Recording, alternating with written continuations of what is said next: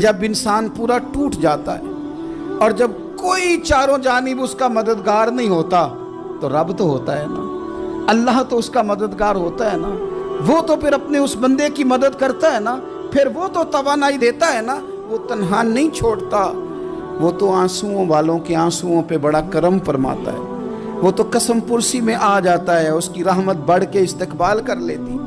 اور زندگی میں کبھی کوئی ایسا وقت آئے کہ آپ محسوس کریں کہ تنہا رہ گئے ہیں اور کئی اپنے بھی مخالفین کی جماعت میں نظر آنے لگے ہیں، تو اس وقت پھر دل، روح، زبان اور ذہن کو یکجا کر کے سمجھ لینا کہ جب ساری دنیا ساتھ چھوڑ جاتی ہے تو رب کی رحمتیں اس وقت بھی ساتھ رہتی ہیں، اور اللہ کی مدد اس وقت بھی بندے پہ کرم نوازی کرتی ہے۔ آزمائش آ جاتی ہے، بڑے بڑوں پہ آ جاتی ہے، لیکن بعض اوقات بڑی تکلیف ہوتی ہے جب اس بندے کو لوگ کٹہرے میں کھڑا کر دیں جس کا جرم ہی کوئی نہیں، اس شخص سے لوگ سوال جواب شروع کر دیں جس بیچارے کے خیال میں بھی وہ بات نہیں، پھر وہاں وضاحتیں دینا، نہ کردہ گناہوں کی وضاحتیں دینا، یہ بڑا بوجھ بنتا ہے، بڑی تکلیف ہوتی، اور لوگ کرتے ہیں یہ کام۔ پھر اللہ تعالیٰ جب بندوبست فرمائے، صحیح بخاری میں حضرت جریج کا ذکر فرمایا، جریج نفل پڑھ رہے تھے، ماں نے آواز دی، وہ آ نہیں سکے، نماز میں تھے، ماں ناراض ہو گئی، اس نے ہاتھ اٹھا کے کہا اللہ یہ اتنی دیر تک مرے نہ جب تک کسی بری عورت کا منہ نہ دیکھ لے۔ کسی اور کی دعا کے لیے سند نہیں ہے کہ وہ تیرے حق میں ضرور قبول ہوگی، لیکن ماں باپ کی دعا کے لیے میرے نبی پاک نے سند بیان کی ہے۔ سید عالم صلی اللہ علیہ وسلم فرماتے ہیں جب بھی ماں باپ اولاد کے لیے ہاتھ اٹھاتے ہیں رب ضرور قبولیت کا شرف عطا کرتا ہے۔ تو جہاں سند موجود ہے نا، کچھ افتتاح ابا جی سے بھی کرا لینے چاہیے، کچھ کام شروع کرنے سے پہلے صرف اماں سے ہی دعا کرا لینی چاہیے، یہ والا افتتاح بھی بڑے کام کا ہے کیونکہ یہاں سند بیان کر دیا میرے نبی کریم۔ تو جناب جریج کی ماں ناراض ہو گئی، کہنے لگی اللہ اس نے میری بات نہیں سنی، اب تھے تو وہ نیک، لیکن رب کریم کی حکمت کا تقاضا ہے، ماں کی دعا کو بھی قبول کرنا تھا، اللہ نے آزمائش میں مبتلا کر دیا۔ والدہ تو چلی گئیں، وہ ایک خیمے میں، ایک کٹیا میں، ایک جھونپڑی میں عبادت کرتے تھے، اللہ کو یاد کرتے تھے، رب رب کرتے تھے، اور لوگ ان کی بڑی تعریف بھی کرتے تھے، لوگ ان کے ارادت مند بھی تھے، عقیدت مند بھی تھے، اہل محبت بھی تھے۔ ایک عورت آ گئی، بس وہ اللہ کی حکمت پوری ہونی تھی، اس نے آ کے پہلے تو انہیں اپنی طرف مائل کرنا چاہا، جب نہ مائل ہوئے تو الزام لگا دیا۔ یہ ہمارے دور کا تقاضا ہے، لوگ پہلے آپ کو اپنے حق میں قائل کرتے ہیں، اپنی فرما برداری میں لانا چاہتے ہیں، اگر آپ نہیں آتے تو پھر وہ آپ کو مجرم قرار دے دیتے ہیں، یا میرے ساتھ چل ورنہ پھر میں تیرے خلاف پراپوگنڈا کروں گا۔ دو ہی باتیں، پہلے اس نے قائل کیا، جب جناب جنید قائل نہ ہوئے تو اس نے قریب ایک چرواہا تھا، اس چرواہے کے ساتھ جا کے منہ کالا کیا، مقررہ وقت پہ بچہ پیدا ہو گیا، لوگوں نے کہا کس کا ہے، کہنے لگی اس خانقاہ میں، اس حجرے میں عبادت کرنے والے کا ہے۔ اگر کسی دیندار پر ذرا سا بھی الزام لگ جائے تو آپ یقین کریں کہ بڑے بڑے خوفناک لوگ بھی نیک ہو جاتے ہیں، جن کا اپنا سارا ماضی کالا سیاہ ہو وہ بھی اجالوں کے راہبر بن جاتے ہیں، جن کی اپنی زبانیں ساری زندگی آلودہ رہی ہوں وہ بھی بڑے بڑے اعلیٰ سچ بولنے لگتے ہیں۔ اعلیٰ کچے میرے مکان کی دیوار کیا گری، لوگوں نے تو میرے صحن میں رستے ہی بنا لیے۔ بڑے لوگ آ جاتے ہیں، پھر بڑا کچھ کرتے ہیں اور بڑے بڑے خوفناک جملے کستے ہیں، بس کو نقطہ جو ہاتھ آ گیا، ایسے جیسے گرنے کا انتظار کر رہے تھے۔ اب جناب لوگ اٹھے، احتجاج شروع ہو گیا، شور پڑ گیا، یہ بابا بڑا نیک بنتا تھا، نفل پڑھتا تھا، عبادتیں کرتا تھا، دیکھو اس کا حال کیا ہے کہ اس نے ناجائز بچہ پیدا کیا۔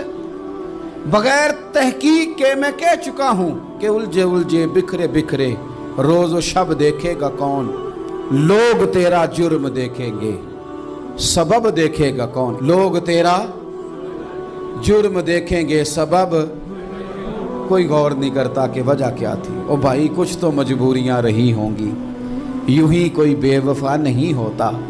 الزام لگا دیا، شور ہوا، احتجاج ہوا، دنیا اکٹھی ہوئی، ان کا انہوں نے اجرا گرا دیا، مارا بھی، پیٹا بھی، ایک نیک آدمی کو بدنام بھی کیا، برا بھلا بھی کہا، گالیاں بھی دیں، جو کر سکتے تھے کیا۔ اب جب سزا دینے لگے نا تو جناب جریج کہنے لگے تھوڑی سی اجازت دیتے ہو، مار تو تم نے دینا ہی ہے۔ کہا جناب ٹھیک ہے دیتے ہیں۔ انہوں نے کہا صرف 2 نفل پڑھنے ہیں۔ اب وہ نفل پڑھ رہے تھے تو لوگ اس وقت بھی کہہ رہے تھے فراڈ ہی کر رہا ہے، دھوکہ ہی دے رہا ہے، چونکہ ذہن بن گیا نا، بدگمانی آ گئی۔ انہوں نے 2 نفل پڑھ کے ہاتھ اٹھائے، کہا اللہ جانا تو میں نے ہے، پر اس رسوائی کے ساتھ جنازے تک نہیں خراب ہو جاتے، قبریں تک نہیں لوگ بدنام کر دیتے۔ کہا اللہ جانا تو ہے، پھر اس رسوائی کے ساتھ تو میری مدد فرما، اب تو میرا کیس تیری ہی عدالت میں ہے، تو رحمت کا دروازہ کھول۔ ہاتھ اٹھائے، دعا مانگی، نفل پڑھے، پورے مجمع پہ نظر دوڑائی، کوئی نہیں تھا سپورٹ کرنے والا۔ کل تک جو کہتے تھے نا تیرے لیے جیئیں گے، تیرے لیے مریں گے، ساری عمر ہی آٹا گدہ ہے، لکھاں کیتے نہیں پیڑے۔ اب وقت آیا ہی تے محمد بخشا کوئی نہیں ہو بیٹھا نیڑے، ایک بندہ بھی نہیں تھا، ووٹر سپورٹر ساتھ دینے والا کوئی نہیں تھا۔ تو جناب جنید بچے کی طرف اشارہ کر کے کہنے لگے کوئی نہیں بول رہا، تو ہی بول کے بتا دے تیرا باپ کون ہے، تو ہی بول کے بتا دے کون ہے۔ اللہ اکبر۔ میرا رب جب چاہے تو بچے بولتے ہیں، رب چاہے تو گونگے بولتے ہیں، رب جب چاہے تو پھر پتھر بھی بولتے ہیں۔ جب کہا نا تو ہی بتا تو بچہ بولا، اور بول کے کہنے لگا میرا باپ جریج نہیں، میرا تو وہ ہے جو بکریاں چرانے والا ہے، وہ میرا باپ۔ جب رب کریم نے توفیق دی تو بچہ بول پڑا۔ جب رب بندوبست کرتا ہے کسی کی عزت کی حفاظت کا تو پھر کوئی اسے رسوا کر سکتا؟ یاد رکھنا جب رب محافظ ہو تو پھر لوگوں کا پراپوگنڈا وہاں کچھ کر سکتا؟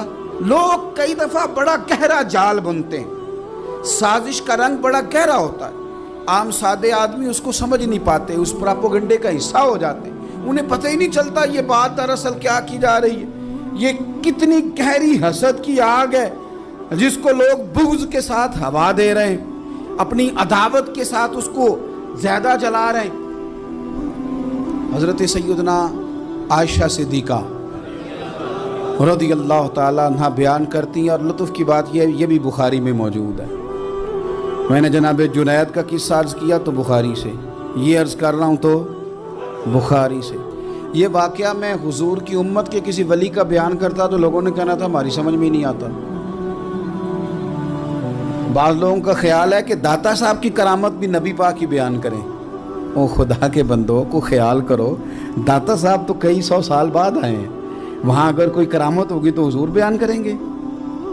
اگر نبی کریم نے پچھلے بنی اسرائیل کے ولیوں کی کرامتیں بیان کر کے تمہیں بتائی ہیں تو اس کا معنی یہ ہے کہ اگر وہاں اللہ یہ شان عطا کر سکتا ہے تو تم تو امتوں کی سردار امت ہو، ان پر تو نرا فضل ہے، تم پر تو رب کا فضل کبیر ہے۔ تو بس لوگ سمجھنے کو تیار نہیں، پچھلوں کی مان لیتے ہیں۔ جناب آصف بن برخیہ کی کرامت جو سورہ نمل میں آئی وہ تو مانیں گے، پر غوث پاک کی کرامت یہ پتہ نہیں عجیب فلسفہ ہے، اور کس طرح کا فلسفہ ہے یہ سمجھ سے بالاتر ہے کہ بنی اسرائیل کا کوئی ولی ہو تو اس کی کرامت ہو سکتی ہے، اور نبی پاک کی امت کا ہو تو اس کی ہو ہی نہیں سکتی۔ کیا معنی ہے اس بات کا؟ اور لوگ ہیں کہ داد و تحسین دے رہے ہیں، واہ واہ کر رہے ہیں۔ اللہ تعالیٰ سمجھنے کی توفیق عطا فرمائے۔ حضرت عائشہ صدیقہ رضی اللہ تعالیٰ عنہ فرماتی ہیں ایک عورت تھی اور اسے نبی پاک صلی اللہ تعالیٰ علیہ وسلم نے وہ کلمہ پڑھ کے مسلمان ہوئی، مدینہ طیبہ آ گئی تو حضور نے مسجد نبوی شریف میں اس کے لیے مکان، ایک سادہ سا کمرہ ساتھ مسجد کے بنوا دیا، وہیں رہنے لگی۔ اکثر وہ سیدہ طیبہ کے پاس آتی تو حضرت عائشہ صدیقہ رضی اللہ تعالیٰ عنہ فرماتی ہیں وہ بڑی باتیں سناتی اور آخر میں کہتی وہ ہار والا دن بھی بڑا عجیب دن تھا، اور میرے رب کی قدرتوں کا دن تھا، وہ بھی بڑا عجیب دن تھا۔ سیدہ عائشہ صدیقہ رضی اللہ تعالیٰ عنہ ایک دن فرمانے لگی کہ تو ہار والے دن کا بڑا ذکر کرتی ہے، وہ کیا دن تھا؟ تو خاتون کہنے لگی اماں جی وہ دن تھا جب میرے رب پر بھروسہ اور مضبوط ہو گیا، جس دن میرا اپنے رب پر توکل اور بڑھا، میرے ایمان میں یقین میں اور پختگی آئی۔ کہنے لگی میں ایک گھر کی کنیز تھی، نوکرانی تھی، اس گھر میں ایک بچی تھی جس کے پاس سونے چاندی ہیرے جواہرات کا ہار تھا۔ اس زمانے میں چمڑے کے اوپر لوگ ہیرے جواہرات لگاتے تھے، کئی دفعہ سرخ رنگ کے چمڑے پہ لگائے جاتے تھے، وہ بچی پہنتی تھی، تو کہتی ہیں وہ بچی کے اس نے اتار کے رکھا یا اس سے گرا وہ ہار، تو چیل اسے اٹھا کے لے گئی گوشت سمجھ کے، اور میرے سامنے اٹھا کے لے گئی۔ گھر والوں نے مجھ سے پوچھا، یہ بخاری میں موجود ہے، گھر والوں نے پوچھا مجھ سے کہ وہ ہار کہاں ہے، تو میں نے کہا چیل اٹھا کے لے گئی۔ گھر میں کچھ چوری ہو جائے تو سب سے پہلا الزام کس پہ لگتا ہے؟ ملازمین پہ۔ کہتے انہوں نے مجھے بڑا مارا، بڑی تکلیف تھی، حتیٰ کہ میری شرمگاہ تک کی تلاشی، میری عزت اتنی خراب کی میں بتا نہیں سکتی۔ میں نے اپنی زندگی میں ایک واقعہ دیکھا، ایک امیر گھر میں چوری ہو گئی، ملازم کو اتنا مارا کہ وہ چارپائی پہ پڑ گیا۔ پولیس والوں سے اتنی مار پروائی گئی کہ وہ بیچارہ چارپائی پہ پڑ گیا، اور پھر وہ اتنا بیمار ہوا، اور کچھ دنوں کے بعد پتہ چل گیا کہ چور تو اپنا بیٹا ہے ان کا۔ پھر اس کا انتقال ہو گیا۔ اب وہ سیٹھ صاحب اور گھر والے آ کے مرنے والے کے کان میں معافیاں مانگ رہے ہیں، کان میں۔ تو میں نے ان سے پھر کہا تھا کہ یہ تو اب چلا گیا ہے، تمہارا زور چلتا تھا نا، تو تم نے قانون خریدا اور تم نے اسے جتنا ہو سکا تم نے اسے مار پڑوائی۔ تمہارے پاس جو عدالتیں تھیں تم نے وہاں کارروائی کی، اب ایک عدالت قیامت کے دن لگے گی۔ یہ کمزور تھا نا، کچھ کر نہیں سکا۔ میرے نبی پاک صلی اللہ علیہ وسلم نے فرمایا، سن لو، اگر سینگ والی بکری نے بغیر سینگ والی بکری کو تکلیف دی ہوگی نا، تو قیامت کے دن اسے بھی بدلہ دینا پڑے گا کہ تیرے پاس سینگ تھے اور تو نے اسے مارا تھا۔ وہ خاتون عرض کرتی ہے سیدہ عائشہ کی خدمت میں کہ مجھے بڑا مارا، مجھے تکلیف دی، میں کہہ رہی تھی کہ میرے سامنے چیل لے گئی ہے، پر وہ نہیں مان رہے تھے، اماں جی انہوں نے مجھے بڑا مارا۔ حضرت عائشہ صدیقہ کہتی ہیں پھر کیا ہوا؟ کہنے لگی اماں جی جب کوئی میرا مددگار نہ رہا، مجھے تکلیف دے رہے تھے، رسوا کر رہے تھے، تو میں نے اپنے رب سے مدد چاہی، میرے رب کی طرف میں نے توجہ کی، میں نے کہا مالک اب تو ہی میرا مددگار ہے۔ کہتی ہے وہ مجھے مار رہے تھے تو وہ چیل جو ہار لے گئی تھی وہی لے کے واپس آ گئی، اور ہمارے سروں کے قریب لا کے اس نے جب اس ہار کو پھینکا، وہ مجھے چھوڑ کے سائیڈ پہ ہوئے، وہ میری بے گناہی جان گئے، لیکن آپ کو بتاؤں اس دن سے میرا اپنے رب پر یقین اور بڑھ گیا۔ ٹوٹے دلوں میں تو رب ملتا ہے۔ جب لوگ تانے دیتے ہیں، جب لوگ تکلیف دیتے ہیں، جب آپ بالکل ٹھیک چل رہے ہوتے ہیں، جب آپ محنت کر رہے ہوتے ہیں، جب آپ مخلص ہوتے ہیں، جب آپ جد و جہد کر کر کے تھک جاتے ہیں، اور لوگ جب پوری طور پر تانا زنی کر باتیں سننے کو جب ملتی ہیں، میں دیانتداری سے کہتا ہوں جب لوگ پوری طرح دل توڑ دیں، پھر کوئی سجدے کا مزہ ہے، پھر کوئی دعا کی لذت ہے، پھر کوئی چسکا ہے اس کی بارگاہ میں حاضری کا، پھر کوئی تڑپ پیدا ہوتی ہے اس کیفیت میں۔ وہ جب لوگ آپ کو پوری طرح تکلیف دیں اور سارے اسباب ظاہری ختم ہو جائیں، وہ جو لذت ہے نا اللہ کی بارگاہ میں جڑنے کی، وہ تعریف والوں کو کئی دفعہ نصیب۔ اگر میں غلط نہیں ہوں تو میں اس نتیجے پر پہنچا ہوں کہ اگر ہمارے دل سے لوگوں کا خوف نکل جائے نا، برادری، قبیلے، علاقے، سوسائٹی اور معاشرے میں جو ہم نے اپنی جھوٹی انا بنا رکھی ہے، اگر اس کا خوف نکل جائے تو بہت سارے لوگ دیندار ہو جائیں، بہت سارے لوگ پرہیزگار ہو جائیں، بہت سارے لوگ اللہ رسول کی رضا والے ہو جائیں۔ لیکن وہ جو ہمارے، سب سے پہلے تو یہ بتائیے، اگر ہم دین کے لیے کوئی جد و جہد کرتے ہیں، کوشش کرتے ہیں گھر میں دوستوں میں دین کی کوئی بات کرنے کے لیے، تو کس کے لیے کرتے ہیں؟ تو پھر لوگوں سے توقع رکھنے کا کیا مطلب ہوا؟ داتا گنج بخش علی حجویری رحمۃ اللہ علیہ، میں رات کشف المحجوب دیکھ رہا تھا، داتا صاحب نے عجیب بات لکھی ہے۔ داتا صاحب فرماتے ہیں جب تک نبی پاک علیہ السلام نے اعلان نبوت نہیں نہ فرمایا تھا، اس وقت تک صادق بھی کہتے تھے، امین بھی کہتے تھے، صلہ رحمی کرنے والا بھی کہتے تھے یہ تو غریبوں کا بوجھ اٹھاتے ہیں۔ جتنی دیر تک رسول پاک علیہ السلام نے لا الہ الا اللہ کی دعوت نہیں دی تھی، اتنی دیر تک کہتے تھے ان جیسا کوئی نہیں، شرافت، نفاست، پرہیزگاری ہر چیز ہے۔ جس دن حضور نے فرمایا کہ تمہارے بت جھوٹے ہیں، تمہارے نظریات ٹھیک نہیں ہیں، تمہیں بدلنا چاہیے۔ داتا صاحب لکھتے ہیں جس دن کہا کہ تمہارا یہ رویہ ٹھیک نہیں ہے، وہ جو صادق تھے انہی کو معاذ اللہ جادوگر کہنا شروع کر دیا، جن کو کل تک امین کہتے تھے انہی کو شاعر کہنا شروع کر دیا، جن کو کل تک آنکھوں کا تارا سمجھتے تھے ان کے خلاف تلواریں اٹھا لی۔ آپ یقین کریں دین کا کوئی کام آپ نہ کریں، آج بھی آپ فقیر مان جائیں درویش، موٹی سی چادر اوپر اوڑے، تسبیح لے لے، کونے میں بیٹھ جائیں، حضرت صاحب کچھ نہیں کرتے جی، کوئی دین کا کام آپ نہ کریں، کونے میں بیٹھے جی، بڑا فرشتہ آدمی ہے، کسی کو کچھ نہیں کہتا، آپ صوفی مشہور ہے پوری دنیا میں۔ لیکن اگر آپ کہتے ہیں کوئی تعلیمی کام کرنا ہے، آپ کو کوئی تبلیغی کام کرنا ہے، سوسائٹی میں آپ کو کوئی کردار ادا کرنا ہے، آپ کو معاشرے میں کسی فکر کو پروان چڑھانا ہے، تو آپ کے لیے 100 باتیں، ہزار قسم کے تانے، لیکن نہ بچا بچا کے تو رکھ اسے، تیرا آئینہ ہے وہ آئینہ۔ اقبال کہتے ہیں تو اپنے شیشے کو اتنا بچا بچا کے کیوں رکھتا ہے؟ نہ بچا بچا کے تو رکھ اسے، تیرا آئینہ ہے وہ آئینہ، شکستہ ہو تو عزیز تر ہے نگاہ آئینہ ساز میں۔ حضرت امام احمد بن حنبل رحمۃ اللہ علیہ ایک چور کے لیے اکثر دعا مانگا کرتے تھے، ابو الحسن اس کا نام تھا۔ امام احمد بن حنبل کہتے یا اللہ اس پہ رحم فرما، یا اللہ اس چور پہ رحم فرما، دعا مانگتے، اور دعا کیا مانگتے؟ یا اللہ ابو الحسن اس پہ رحم فرما۔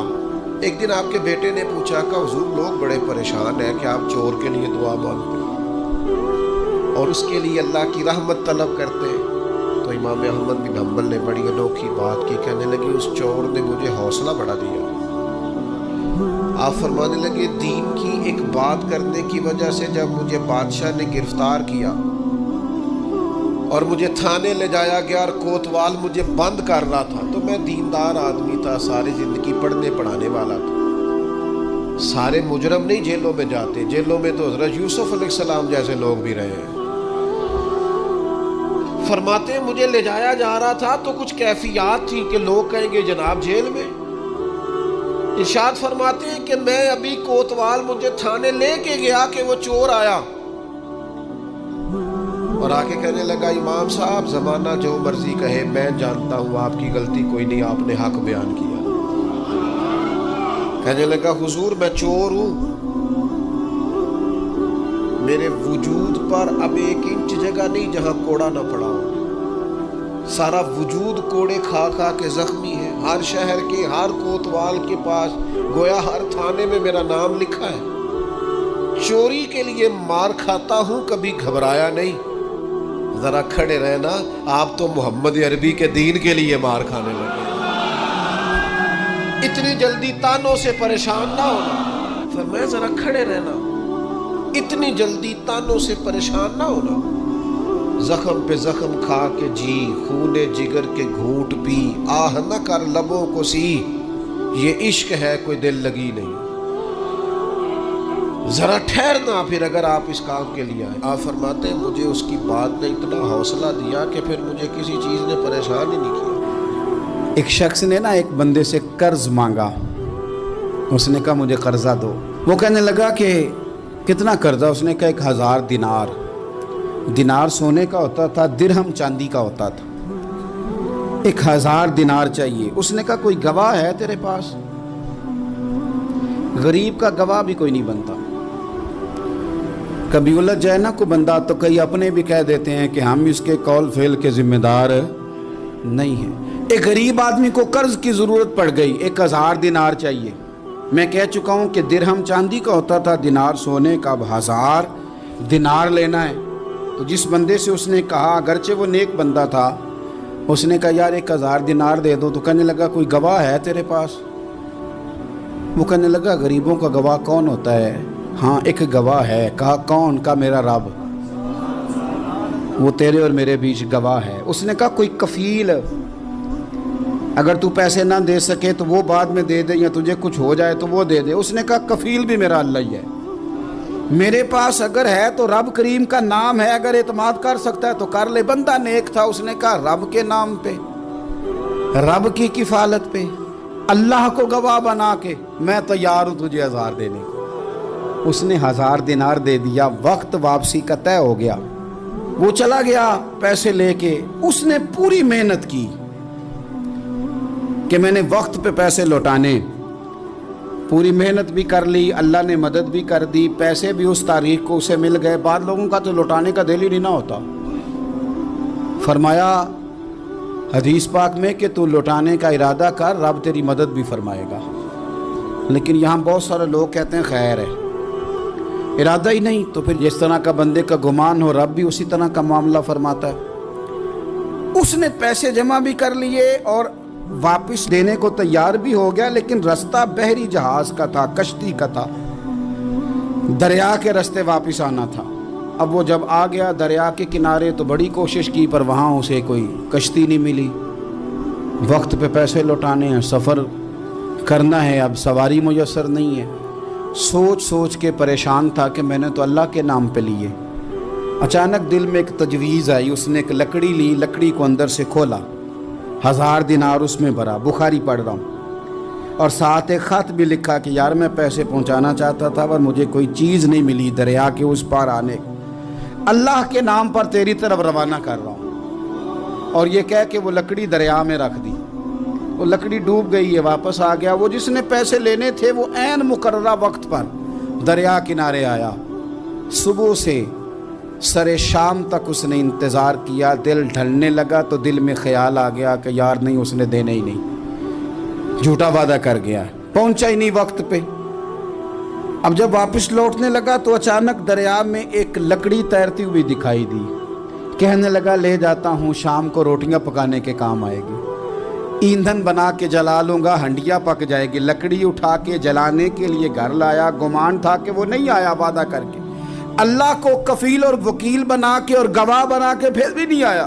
لکڑی لے کے گھر گیا، بخاری ہے، اور جب اس کو چیرا نہ کہ میں اس کی آگ جلاؤں گا، کھولا تو اندر سے 1000 دینار بھی نکل آیا، خط بھی نکل آیا۔